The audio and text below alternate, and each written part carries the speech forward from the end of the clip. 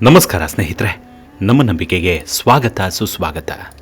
ಸ್ನೇಹಿತರೆ, ಒಂದು ಕ್ಷಣ ಕಣ್ಣು ಮುಚ್ಚಿ ನಿಮ್ಮೊಳಗೆ ಏನಾಗ್ತಿದೆ ಅನ್ನೋದನ್ನು ಯೋಚಿಸಿ ನೋಡಿ. ನೀವು ಒಂದು ವಿಚಾರವನ್ನು ನೆನಪಿಸಿಕೊಳ್ತೀರಿ. ಒಂದು ಹಳೆಯ ಘಟನೆ ಕಣ್ಣ ಮುಂದೆ ಬರುತ್ತೆ. ಯಾರೋ ಹೇಳಿದ ಒಂದು ಮಾತು ನಿಮ್ಮ ಮನಸ್ಸನ್ನು ನೋಯಿಸುತ್ತೆ. ಮತ್ತೊಂದು ಕ್ಷಣದಲ್ಲಿ ಕಾರಣವೇ ಗೊತ್ತಿಲ್ಲದೆ ಸಂತೋಷವಾಗತ್ತೆ. ಆದರೆ ಇಲ್ಲೊಂದು ನಿಗೂಢ ಪ್ರಶ್ನೆ ಇದೆ. ಈ ಎಲ್ಲವನ್ನು ಮಾಡುತ್ತಿರೋದು ಮೆದುಳ ಅಥವಾ ಮನಸ್ಸ? ನಮ್ಮ ತಲೆಯೊಳಗಿರುವ ಮೆದುಳನ್ನು ವಿಜ್ಞಾನಿಗಳು ಸ್ಕ್ಯಾನ್ ಮಾಡಬಹುದು, ಅದರ ನರಕೋಶಗಳನ್ನು ಅಧ್ಯಯನ ಮಾಡಬಹುದು. ಆದರೆ ನೀವು ಯೋಚಿಸುತ್ತಿರುವ ನಾನು ಎಲ್ಲಿದ್ದಾನೆ? ಹೌದು, ಕೋಪಕ್ಕೆ ಬಣ್ಣವಿಲ್ಲ, ನೆನಪಿಗೆ ಆಕಾರವಿಲ್ಲ, ಕನಸಿಗೆ ತೂಕವಿಲ್ಲ.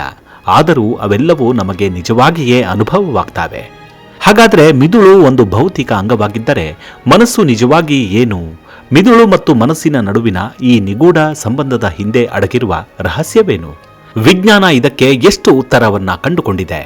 ಇನ್ನು ಯಾವ ಪ್ರಶ್ನೆಗಳು ಉತ್ತರಕ್ಕಾಗಿ ಕಾಯುತ್ತಿವೆ ಅನ್ನೋದನ್ನ ಈ ಸಂಚಿಕೆಯಲ್ಲಿ ಹೇಳ್ತಾ ಹೋಗ್ತೀನಿ.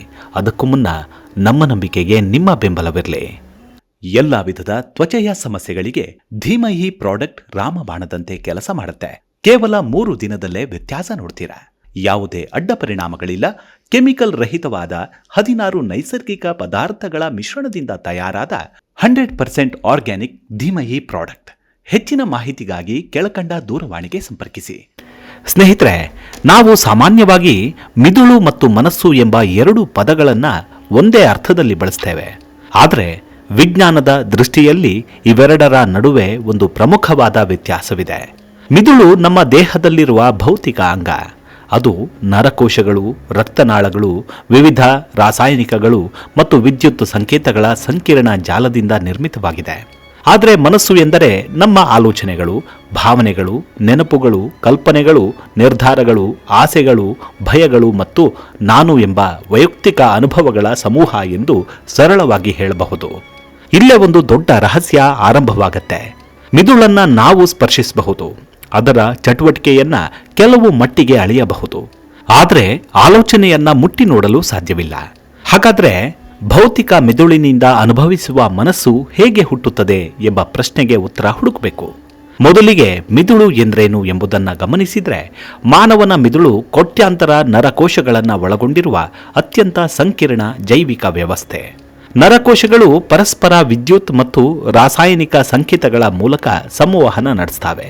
ನಾವು ನೋಡುವುದು, ಕೇಳುವುದು, ಮಾತನಾಡುವುದು, ನಡೆಯುವುದು, ನೆನಪಿಸಿಕೊಳ್ಳುವುದು ಮತ್ತು ನಿರ್ಧಾರ ತೆಗೆದುಕೊಳ್ಳುವುದು ಇವೆಲ್ಲದರಲ್ಲೂ ಮೆದುಳಿನ ವಿವಿಧ ಭಾಗಗಳು ಭಾಗವಹಿಸುತ್ತವೆ. ಉದಾಹರಣೆಗೆ, ನೀವು ಒಂದು ಹೂವನ್ನು ನೋಡ್ತೀರಿ. ಕಣ್ಣು ಬೆಳಕಿನ ಮಾಹಿತಿಯನ್ನು ಸ್ವೀಕರಿಸುತ್ತೆ. ಅದು ನರ ಸಂಕೇತಗಳಾಗಿ ಪರಿವರ್ತನೆಯಾಗಿ ಮೆದುಳಿಗೆ ತಲುಪುತ್ತೆ. ನಂತರ ಮೆದುಳು ಆ ಮಾಹಿತಿಯನ್ನು ಸಂಸ್ಕರಿಸಿ ಇದು ಹೂವು ಎಂದು ಗುರುತಿಸುತ್ತೆ. ಆದರೆ ಇಲ್ಲಿ ಮತ್ತೊಂದು ಕುತೂಹಲಕರ ಪ್ರಶ್ನೆ ಇದೆ. ಹೂವು ನಿಮ್ಮ ಕಣ್ಣಿಗೆ ಕಾಣುವುದು ಒಂದು ವಿಷಯ, ಆದರೆ ಸುಂದರವಾಗಿದೆ ಎಂಬ ಅನುಭವ ಎಲ್ಲಿಂದ ಬರುತ್ತೆ? ಇಲ್ಲಿಯೇ ಮನಸ್ಸಿನ ಪ್ರಶ್ನೆ ಎದುರಾಗತ್ತೆ. ಇನ್ನು ಎರಡನೇದು, ಮನಸ್ಸು ಎಂದ್ರೇನು ಅಂದ್ರೆ, ಮನಸ್ಸಿಗೆ ದೇಹದೊಳಗೆ ಒಂದು ನಿರ್ದಿಷ್ಟ ಸ್ಥಳ ತೋರಿಸೋದು ಸುಲಭವಲ್ಲ. ನನ್ನ ಹೃದಯದಲ್ಲಿ ದುಃಖವಿದೆ ಎಂದು ನಾವು ಹೇಳಬಹುದು. ಆದರೆ ದುಃಖವನ್ನ ನಿಜವಾಗಿ ಸೃಷ್ಟಿಸುವುದು ಹೃದಯವಾ ಅಂದ್ರೆ ಇಲ್ಲ. ಭಾವನೆಗಳಿಗೆ ಮಿದುಳಿನ ಅನೇಕ ಭಾಗಗಳು, ನರ ಸಂದೇಶಗಳು ಮತ್ತು ದೇಹದ ಪ್ರತಿಕ್ರಿಯೆಗಳು ಸಂಬಂಧಿಸಿವೆ. ನಾವು ಭಯಪಟ್ಟಾಗ ಹೃದಯ ಬಡಿತ ಹೆಚ್ಚಾಗತ್ತೆ, ಬೆವರುತ್ತೆ, ದೇಹದಲ್ಲಿ ಒತ್ತಡದ ಪ್ರತಿಕ್ರಿಯೆಗಳು ಉಂಟಾಗತ್ತೆ.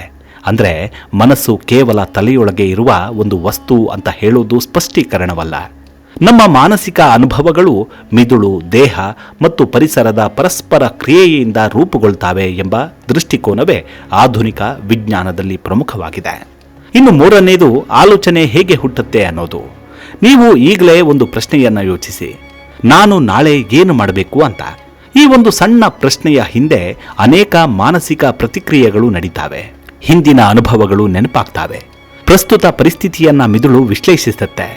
ಭವಿಷ್ಯದ ಸಾಧ್ಯತೆಗಳನ್ನು ಊಹಿಸುತ್ತೆ. ನಂತರ ಒಂದು ನಿರ್ಧಾರಕ್ಕೆ ಬರುತ್ತೆ. ಇವೆಲ್ಲವೂ ಅತ್ಯಂತ ವೇಗವಾಗಿ ನಡೆಯಬಹುದು. ಮಿದುಳಿನ ನರಕೋಶಗಳಲ್ಲಿ ನಡೆಯುವ ಚಟುವಟಿಕೆಗಳೊಂದಿಗೆ ನಮ್ಮ ಆಲೋಚನೆಗಳು ಸಂಬಂಧ ಹೊಂದಿವೆ ಎಂಬುದಕ್ಕೆ ಸಾಕಷ್ಟು ವೈಜ್ಞಾನಿಕ ಸಾಕ್ಷ್ಯಗಳಿವೆ. ಆದರೆ ಇಲ್ಲಿ ಇನ್ನೂ ಒಂದು ದೊಡ್ಡ ಪ್ರಶ್ನೆ ಉಳಿದಿದೆ. ಅದೇನೆಂದರೆ, ನರಕೋಶಗಳ ವಿದ್ಯುತ್ ಮತ್ತು ರಾಸಾಯನಿಕ ಚಟುವಟಿಕೆಯಿಂದ ನಾನು ಅನುಭವಿಸುತ್ತಿದ್ದೇನೆ ಎಂಬ ವೈಯಕ್ತಿಕ ಅನುಭವ ಹೇಗೆ ಹುಟ್ಟುತ್ತೆ ಅನ್ನೋದು. ಇದನ್ನ ಮನಸ್ಸಿನ ವಿಜ್ಞಾನದಲ್ಲಿ ಅತ್ಯಂತ ಕಠಿಣ ಪ್ರಶ್ನೆಗಳಲ್ಲಿ ಒಂದೆಂದು ಪರಿಗಣಿಸಲಾಗುತ್ತೆ. ಇನ್ನು ನಾಲ್ಕನೇದು ನಾನು ಎಂಬ ಅನುಭವ ಎಲ್ಲಿಂದ ಬರುತ್ತೆ ಅನ್ನೋದು. ನೀವು ಕನ್ನಡಿಯಲ್ಲಿ ನಿಮ್ಮ ಮುಖವನ್ನು ನೋಡಿದಾಗ ಕೇವಲ ಒಂದು ಮುಖವನ್ನ ನೋಡೋದಿಲ್ಲ, ಇದು ನಾನು ಎಂದು ಗುರುತಿಸ್ತೀರಿ. ನಮ್ಮ ದೇಹ, ನೆನಪುಗಳು, ಹೆಸರು, ಸಂಬಂಧಗಳು, ಅನುಭವಗಳು ಮತ್ತು ಭವಿಷ್ಯದ ನಿರೀಕ್ಷೆಗಳನ್ನು ಸೇರಿ ನಮ್ಮ ವೈಯಕ್ತಿಕ ಗುರುತಿನ ಭಾವನೆಯನ್ನು ರೂಪಿಸ್ತಾವೆ. ಆದರೆ ಈ ನಾನು ಎಂಬ ಅನುಭವವನ್ನು ಮಿದುಳಿನ ಒಂದೇ ಒಂದು ಭಾಗದಲ್ಲಿ ಹುಡುಕಲು ಸಾಧ್ಯವಿಲ್ಲ. ಬದಲಾಗಿ ಸ್ವ ಅರಿವಿಗೆ ಮಿದುಳಿನ ವಿವಿಧ ಜಾಲಗಳು ಮತ್ತು ಪ್ರಕ್ರಿಯೆಗಳು ಸಂಬಂಧಿಸಿರುವುದಾಗಿ ಸಂಶೋಧನೆ ಕೂಡ ಸೂಚಿಸುತ್ತೆ. ಅಂದರೆ ನಾನು ಎಂಬುದು ಮಿದುಳಿನೊಳಗೆ ಕುಳಿತಿರುವ ಒಂದು ಸಣ್ಣ ವ್ಯಕ್ತಿಯಲ್ಲ, ಅದು ಮಿದುಳಿನ ಅನೇಕ ಪ್ರಕ್ರಿಯೆಗಳಿಂದ ನಿರ್ಮಾಣವಾಗುವ ನಿರಂತರ ಅನುಭವ ಎಂದು ವಿಜ್ಞಾನಿಗಳು ಅರ್ಥ ಮಾಡಿಕೊಳ್ಳಲು ಪ್ರಯತ್ನಿಸುತ್ತಿದ್ದಾರೆ. ಇನ್ನು ಐದನೇದು ನೆನಪುಗಳ ನಿಗೂಢತೆ. ಮನುಷ್ಯನ ಮನಸ್ಸಿನ ಮತ್ತೊಂದು ಅದ್ಭುತ ಸಂಗತಿ ಎಂದರೆ ನೆನಪು. ಬಾಲ್ಯದ ಒಂದು ಘಟನೆ ವರ್ಷಗಳ ನಂತರವೂ ನಮಗೆ ನೆನಪಿರಬಹುದು. ಒಂದು ಹಾಡು ಕೇಳಿದ ತಕ್ಷಣ ಹಲವು ವರ್ಷಗಳ ಹಿಂದಿನ ಒಂದು ಘಟನೆ ನೆನಪಾಗಬಹುದು. ಒಂದು ವಾಸನೆ ಕೂಡ ಹಳೆಯ ನೆನಪನ್ನ ಎಚ್ಚರಿಸುತ್ತೆ. ನೆನಪು ಒಂದೇ ಸ್ಥಳದಲ್ಲಿ ಸಂಗ್ರಹವಾಗಿರುವ ಪುಸ್ತಕದಂತೆ ಇರೋದಿಲ್ಲ. ಅದನ್ನ ನಿರ್ಮಿಸೋದು ಮತ್ತು ಮತ್ತೆ ನೆನಪಿಗೆ ತರೋದು ಮೆದುಳಿನ ಸಂಕೀರ್ಣ ಪ್ರಕ್ರಿಯೆ. ಇದರಿಂದ ಒಂದು ಆಸಕ್ತಿದಾಯಕ ಸಂಗತಿ ತಿಳಿಯುತ್ತೆ. ಅದೇನೆಂದ್ರೆ, ನಮ್ಮ ಭೂತಕಾಲದ ನೆನಪುಗಳು ಸಂಪೂರ್ಣ ಸ್ಥಿರವಾಗಿರುವ ದಾಖಲೆಗಳಲ್ಲ. ಪ್ರತಿ ಬಾರಿ ನಾವು ಒಂದು ಘಟನೆಯನ್ನ ನೆನಪಿಸಿಕೊಳ್ಳುವಾಗ ಆ ನೆನಪನ್ನ ಮಿದುಳು ಮತ್ತೆ ನಿರ್ಮಿಸುವ ಪ್ರಕ್ರಿಯೆ ನಡೆಯಬಹುದು. ಹೀಗಾಗಿ ನಾವು ಅತ್ಯಂತ ಖಚಿತವಾಗಿ ನೆನಪಿಸಿಕೊಳ್ಳುವ ಸಂಗತಿಯು ಕೆಲವೊಮ್ಮೆ ಸಂಪೂರ್ಣ ನಿಖರವಾಗದೇ ಇರಬಹುದು. ಇನ್ನು ಆರನೆಯದು ಕನಸುಗಳು ಮತ್ತು ಮನಸ್ಸಿನ ಮತ್ತೊಂದು ರಹಸ್ಯ. ನಾವು ನಿದ್ರಿಸುವಾಗ ದೇಹ ವಿಶ್ರಾಂತಿ ಪಡೆಯುತ್ತಿದ್ದರೂ ಮೆದುಳು ಸಂಪೂರ್ಣವಾಗಿ ಆಫ್ ಆಗೋದಿಲ್ಲ. ವಿಶೇಷವಾಗಿ ನಿದ್ರೆಯ ಸಂದರ್ಭದಲ್ಲಿ ಕನಸುಗಳು ಹೆಚ್ಚು ಸ್ಪಷ್ಟವಾಗಿ ಕಾಣಿಸಿಕೊಳ್ಳಬಹುದು. ಕನಸಿನಲ್ಲಿ ನಾವು ಓಡಬಹುದು, ಹಾರಬಹುದು, ಅಪರಿಚಿತರನ್ನ ಭೇಟಿಯಾಗಬಹುದು. ಕೆಲವೊಮ್ಮೆ ಅಸಾಧ್ಯವಾದ ಘಟನೆಗಳನ್ನು ನಿಜವಾಗಿಯೇ ಅನುಭವಿಸ್ತೇವೆ. ಆದರೆ ಎಚ್ಚರವಾದ ಕೆಲವೇ ನಿಮಿಷಗಳಲ್ಲಿ ಆ ಕನಸು ಮಾಯವಾಗತ್ತೆ. ಕನಸು ಯಾಕೆ ಬರುತ್ತೆ, ಅದರ ನಿಖರ ಉದ್ದೇಶವೇನು ಎಂಬ ಪ್ರಶ್ನೆಗಳಿಗೆ ವಿಜ್ಞಾನವು ಹಲವು ಸಿದ್ಧಾಂತಗಳನ್ನು ಮುಂದಿಟ್ಟಿದ್ದರೂ ಕನಸುಗಳ ಸಂಪೂರ್ಣ ರಹಸ್ಯ ಇನ್ನೂ ಪರಿಹಾರವಾಗಿಲ್ಲ. ಇನ್ನು ಏಳನೇದು ಭಾವನೆಗಳನ್ನು ಯಾರು ನಿಯಂತ್ರಿಸ್ತಾರೆ. ಕೋಪ ಬಂದಾಗ ನಾವು ತಕ್ಷಣ ಪ್ರತಿಕ್ರಿಯಿಸಬಹುದು. ಭಯ ಬಂದಾಗ ಹಿಂದೆ ಸರಿಯಬಹುದು. ಸಂತೋಷವಾದಾಗ ನಗಬಹುದು. ಆದರೆ ಭಾವನೆ ಎಂದರೆ ಕೇವಲ ಒಂದು ಆಲೋಚನೆ ಅಲ್ಲ. ಮಿದುಳಿನ ಪ್ರಕ್ರಿಯೆಗಳು, ದೇಹದ ಪ್ರಕ್ರಿಯೆಗಳು ಮತ್ತು ನಮ್ಮ ಹಿಂದಿನ ಅನುಭವಗಳು ಸೇರಿ ಭಾವನಾತ್ಮಕ ಅನುಭವವನ್ನು ರೂಪಿಸ್ತವೆ. ಅದೇ ಘಟನೆಗೆ ಇಬ್ಬರು ವ್ಯಕ್ತಿಗಳು ಸಂಪೂರ್ಣ ವಿಭಿನ್ನ ರೀತಿಯಲ್ಲಿ ಪ್ರತಿಕ್ರಿಯಿಸಬಹುದು. ಯಾಕಂದರೆ ಪ್ರತಿಯೊಬ್ಬರ ಮಿದುಳಿನ ಅನುಭವ, ನೆನಪು, ಕಲಿಕೆ ಮತ್ತು ಪರಿಸರ ವಿಭಿನ್ನವಾಗಿರುತ್ತೆ. ಹೀಗಾಗಿ ಹೊರಗಿನ ಘಟನೆಗಿಂತ ಅದನ್ನು ನಮ್ಮ ಮಿದುಳು ಹೇಗೆ ಅರ್ಥೈಸುತ್ತೆ ಎಂಬುದು ಬಹಳ ಮುಖ್ಯ. ಇನ್ನು ಎಂಟನೇದು ಮನಸ್ಸು ಮಿದುಳನ್ನು ಬದಲಾಯಿಸಬಹುದಾ ಅನ್ನೋದು. ಇದು ನಿಜಕ್ಕೂ ಕುತೂಹಲಕಾರಿ ವಿಷಯ. ನಮ್ಮ ಅನುಭವಗಳು ಮತ್ತು ಕಲಿಕೆಗಳು ಮಿದುಳಿನ ಸಂಪರ್ಕಗಳಲ್ಲಿ ಬದಲಾವಣೆಗಳನ್ನು ಉಂಟು ಮಾಡಬಹುದು.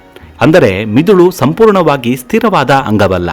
ನಾವು ಹೊಸ ಕೌಶಲ್ಯ ಕಲಿತಾಗ, ನಿರಂತರ ಅಭ್ಯಾಸ ಮಾಡಿದಾಗ ಅಥವಾ ಹೊಸ ಅನುಭವಗಳನ್ನು ಪಡೆದಾಗ ಮಿದುಳಿನ ನರಜಾಲಗಳಲ್ಲಿ ಬದಲಾವಣೆಗಳು ಸಂಭವಿಸಬಹುದು. ಇದರಿಂದ ಒಂದು ಆಸಕ್ತಿದಾಯಕ ಚಕ್ರ ಕಾಣುತ್ತೆ. ಮಿದುಳು ಮನಸ್ಸಿನ ಅನುಭವಗಳನ್ನು ಸಾಧ್ಯವಾಗಿಸುತ್ತೆ. ಅನುಭವಗಳು ಮತ್ತೆ ಮಿದುಳಿನ ಕಾರ್ಯವಿಧಾನವನ್ನು ಬದಲಾಯಿಸುತ್ತೆ. ಇದು ಮಿದುಳು ಮತ್ತು ಮನಸ್ಸಿನ ಸಂಬಂಧವನ್ನು ಮತ್ತಷ್ಟು ಸಂಕೀರ್ಣವಾಗಿಸುತ್ತೆ. ಇನ್ನು ಒಂಬತ್ತನೆಯದು ಮನಸ್ಸು ಮಿದುಳಿನಿಂದಲೇ ಹುಟ್ಟುತ್ತದೆಯಾ ಅನ್ನೋ ಪ್ರಶ್ನೆ. ಇದು ವಿಜ್ಞಾನ ಮತ್ತು ತತ್ವಶಾಸ್ತ್ರ ಎರಡರಲ್ಲೂ ಬಹಳ ಪುರಾತನವಾದ ಪ್ರಶ್ನೆ. ಒಂದು ದೃಷ್ಟಿಕೋನದ ಪ್ರಕಾರ ಮಾನಸಿಕ ಅನುಭವಗಳು ಮೆದುಳಿನ ಚಟುವಟಿಕೆಯ ಫಲ. ಮತ್ತೊಂದು ತತ್ವ ಚಿಂತನೆಯ ದೃಷ್ಟಿಕೋನದಲ್ಲಿ ಚೇತನತೆ ಎಂದ್ರೇನು ಎಂಬ ಪ್ರಶ್ನೆಗೆ ಇನ್ನೂ ಸಂಪೂರ್ಣ ಉತ್ತರ ಸಿಕ್ಕಿಲ್ಲ. ವಿಜ್ಞಾನವು ಯಾವ ಮಿದುಳಿನ ಪ್ರಕ್ರಿಯೆಗಳು ಯಾವ ಅನುಭವಗಳೊಂದಿಗೆ ಸಂಬಂಧ ಹೊಂದಿವೆ ಎಂಬುದನ್ನು ವೇಗವಾಗಿ ಅರ್ಥ ಮಾಡಿಕೊಳ್ತಿದೆ. ಆದರೆ ನನಗೆ ಈ ಅನುಭವ ಒಳಗಿನಿಂದ ಹೇಗೆ ಅನಿಸ್ತದೆ ಎಂಬ ಪ್ರಶ್ನೆ ಇನ್ನೂ ಅತ್ಯಂತ ಕಠಿಣವೇ. ಉದಾಹರಣೆಗೆ, ಕೆಂಪು ಬಣ್ಣವನ್ನು ನೋಡಿದಾಗ ನಿಮ್ಮ ಅನುಭವ ಹೇಗಿರುತ್ತೆ ಎಂಬುದನ್ನು ನೀವು ಮತ್ತೊಬ್ಬರಿಗೆ ಸಂಪೂರ್ಣವಾಗಿ ವಿವರಿಸಬಹುದಾ ಅಂದರೆ ಇದು ವೈಯಕ್ತಿಕ ಚೇತನ ಅನುಭವದ ರಹಸ್ಯವಾಗತ್ತೆ. ಹಾಗಾದರೆ ಮಿದುಳು ಮತ್ತು ಮನಸ್ಸಿನ ಸಂಬಂಧವೇನು ಅನ್ನೋದನ್ನು ಸರಳವಾಗಿ ಹೇಳೋದಾದರೆ, ಮಿದುಳು ಭೌತಿಕ ವ್ಯವಸ್ಥೆ, ಮನಸ್ಸು ಆ ವ್ಯವಸ್ಥೆಯೊಂದಿಗೆ ಸಂಬಂಧ ಹೊಂದಿರುವ ಆಲೋಚನೆ, ಭಾವನೆ, ನೆನಪು ಮತ್ತು ಚೇತನ ಅನುಭವಗಳ ಸಂಕೀರ್ಣ ಲೋಕ. ಆದರೆ ಇದನ್ನು ಕೇವಲ ಒಂದು ಸಾಲಿನಲ್ಲಿ ಮುಗಿಸಲು ಸಾಧ್ಯವೇ ಇಲ್ಲ. ಮಿದುಳಿನ ಪ್ರತಿಯೊಂದು ಭಾಗವು ಮನಸ್ಸಿನ ಒಂದೇ ಒಂದು ಕಾರ್ಯವನ್ನು ನೇರವಾಗಿ ಜೋಡಿಸಲು ಸಾಧ್ಯವಿಲ್ಲ. ಅನೇಕ ಮಾನಸಿಕ ಪ್ರಕ್ರಿಯೆಗಳು ಮೆದುಳಿನ ವಿವಿಧ ಭಾಗಗಳ ಪರಸ್ಪರ ಸಂಪರ್ಕದಿಂದ ರೂಪುಗೊಳ್ತಾವೆ. ಅದಕ್ಕಾಗಿಯೇ ಮನುಷ್ಯನ ಚೇತನತೆ ಇಂದಿಗೂ ವಿಜ್ಞಾನದ ಅತ್ಯಂತ ಆಕರ್ಷಕ ಸಂಶೋಧನಾ ಕ್ಷೇತ್ರಗಳಲ್ಲಿ ಒಂದು. ಇಂದು ನಾವು ಮೆದುಳನ್ನು ಹೆಚ್ಚು ಹೆಚ್ಚು ಅರ್ಥ ಮಾಡ್ಕೊಳ್ತಿದ್ದೇವೆ, ನರಕೋಶಗಳ ಬಗ್ಗೆ ತಿಳಿದುಕೊಳ್ತಿದ್ದೇವೆ, ಮೆದುಳಿನ ವಿವಿಧ ಜಾಲಗಳನ್ನು ಅಧ್ಯಯನ ಮಾಡ್ತಿದ್ದೇವೆ, ನೆನಪು, ಭಾವನೆ, ಭಾಷೆ ಮತ್ತು ನಿರ್ಧಾರಗಳ ಹಿಂದಿನ ಪ್ರಕ್ರಿಯೆಗಳನ್ನು ವಿಶ್ಲೇಷಿಸುತ್ತಿದ್ದೇವೆ. ಆದರೂ ಒಂದು ಪ್ರಶ್ನೆ ಇನ್ನೂ ನಮ್ಮ ಮುಂದೆ ನಿಂತಿದೆ. ಕೋಟ್ಯಾಂತರ ನರಕೋಶಗಳ ವಿದ್ಯುತ್ ಮತ್ತು ರಾಸಾಯನಿಕ ಚಟುವಟಿಕೆಯಿಂದ ನಾನು ಎಂಬ ಅನುಭವ ಹೇಗೆ ಹುಟ್ಟಿತು? ಬಹುಶಃ ಮನುಷ್ಯನ ಅತಿ ದೊಡ್ಡ ರಹಸ್ಯವು ಹೊರಗಿನ ವಿಶ್ವದಲ್ಲಿಲ್ಲ, ನಮ್ಮದೇ ತಲೆಯೊಳಗೆ ಇರಬಹುದಾ? ಮೆದುಳನ್ನು ನಾವು ನೋಡಬಹುದು, ಆದರೆ ಮೆದುಳಿನೊಳಗೆ ಹುಟ್ಟುವ ಮನಸ್ಸನ್ನು ನಾವು ಯಾವಾಗ ಸಂಪೂರ್ಣವಾಗಿ ನೋಡಲು ಸಾಧ್ಯವಾಗುತ್ತೆ? ಈ ಪ್ರಶ್ನೆಗಳಿಗೆ ಉತ್ತರ ಸಿಕ್ಕ ದಿನ ಬಹುಶಃ ಮನುಷ್ಯನು ತನ್ನನ್ನೇ ಅರ್ಥ ಮಾಡಿಕೊಳ್ಳುವ ಇತಿಹಾಸದಲ್ಲಿ ಒಂದು ಹೊಸ ಅಧ್ಯಾಯ ಆರಂಭವಾಗಬಹುದೇನೋ. ಅರ್ಥ ಮಾಡಿಕೊಂಡವರು ಅಹಂ ಬ್ರಹ್ಮಾಸ್ಮಿ ಎಂದು ದೇವರಾಗಿ ಬಿಡ್ತಾರೆ. ಎಲ್ಲವನ್ನು ಅರಿತ ಮೇಲೆ ಭೂಮಿಯಲ್ಲಿ ಇದ್ದು ಮಾಡುವುದಾದರೂ ಏನಿದೆ ಎನ್ನುವ ತತ್ವಜ್ಞಾನಿಗಳು ಸಾಕಷ್ಟು ಮಂದಿ ನಮ್ಮ ನಡುವೆ ಇದ್ದಾರೆ, ಆಗಿ ಹೋಗಿದ್ದಾರೆ. ಆದರೆ ಸಾಮಾನ್ಯರಿಗಂತೂ ಈ ಮನಸ್ಸು ಎಲ್ಲಿದೆ, ಹೇಗಿದೆ, ಮಿದುಳೆ ಮನಸ್ಸಿನ ಮೂಲವ ಅಥವಾ ಹೃದಯದಲ್ಲೇ ಸೃಷ್ಟಿಯಾಗುವ ಕಂಪನವ ಅನ್ನೋದು ಶತಕೋಟಿ ವರ್ಷಗಳೇ ಕಳೆದರೂ ಬಗೆಹರಿಯದ ನಿಗೂಢ ಪ್ರಶ್ನೆಯಾಗಿಯೇ ಉಳಿದಿದೆ.